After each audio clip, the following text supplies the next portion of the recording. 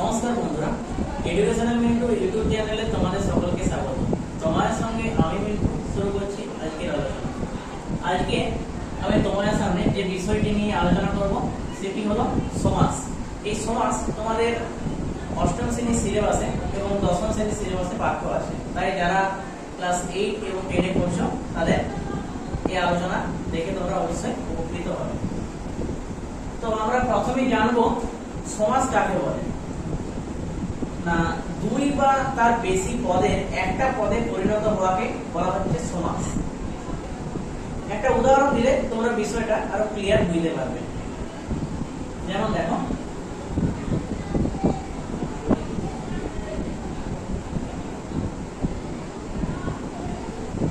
তাহলে দেখো এখানে হাটে একটা পদ এবং বাজারে এইটা আরেকটা পদ, দুটো আলাদা আলাদা পদ, এবং সেটা কি হয়েছে এখানে একটা পদে পরিণত হয়েছে হাটে বাজারে, এবং মাঝখানে যে ওটা ছিল সেই ওটা উঠে গেছে। তাই আমাদের সংজ্ঞার সাথে দেখো এটা কিন্তু পুরোপুরি মিলে আছে যে দুটো পদে একটা পদে পরিণত হওয়াকে বলা হচ্ছে সমাস। এরপরে সমাস শব্দের ব্যাকরণগত অর্থ কি? দেখো, সমাস শব্দের ব্যাকরণগত অর্থ হলো সংক্ষিপ্তকরণ। যেমন ধরো এখানে কি ছিল না, হাটে ও বাজারে, তাহলে এটা একটু বড় আকারে ছিল, সেটা কি করা হলো না সংক্ষিপ্ত করে হলো হাটে বাজারে। সেই কারণে সমাস শব্দের অর্থ হচ্ছে সংক্ষিপ্তকরণ। আচ্ছা দেখো, এরপরে আমরা জানবো সমাসবদ্ধ পদ কাকে বলে। সমাসবদ্ধ পদ কি না, দুটো পদে একটা পদে পরিণত হওয়াকে বলা হয় সমাসবদ্ধ পদ। যেমন এখানে ধরো আছে দুই বা তার বেশি পদ, যেমন এখানে মন একটা পদ, রূপ একটা পদ, মাঝি একটা পদ, তাহলে তিনটে পদ কি হয়েছে একটা পদে পরিণত হয়েছে, তাই এটা হচ্ছে একটা সমাসবদ্ধ পদ। ঠিক আছে,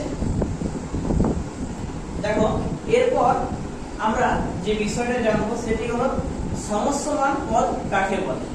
সমস্যমান পদ কাকে বলে না, যে পদগুলো সমাস করা হচ্ছে, এখানে যিনি দাদা তিনি ঠাকুর, এখানে দাদা এবং ঠাকুর এই দুটো হচ্ছে সমস্যমান পদ।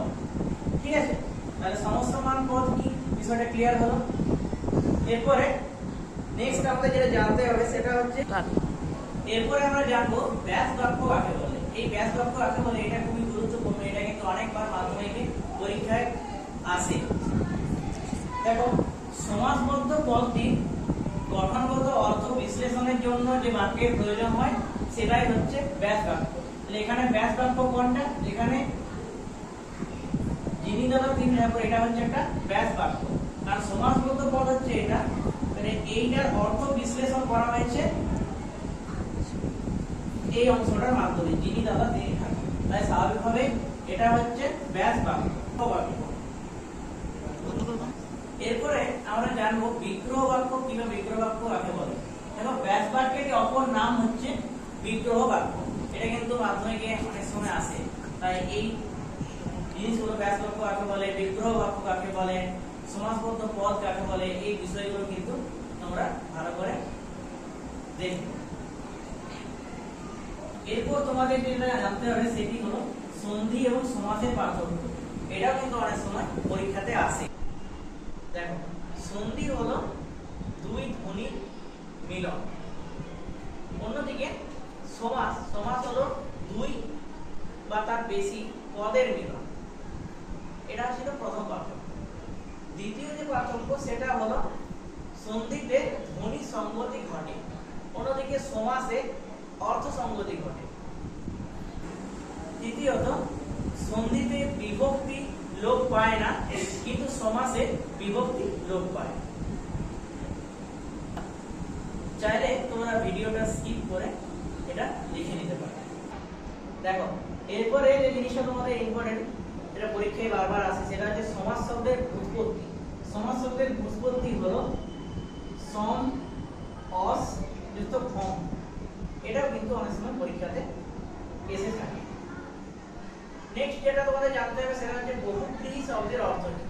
বহুব্রীহি শব্দের অর্থ হলো বহু শস্য বিশিষ্ট।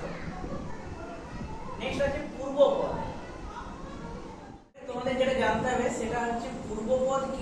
পরপদ কি না ব্যাস বাক্যের প্রথম যে পদ সেটা হচ্ছে পূর্বপদ এবং ব্যাস বাক্যের পরের যে অংশ সেটা হচ্ছে পরপদ।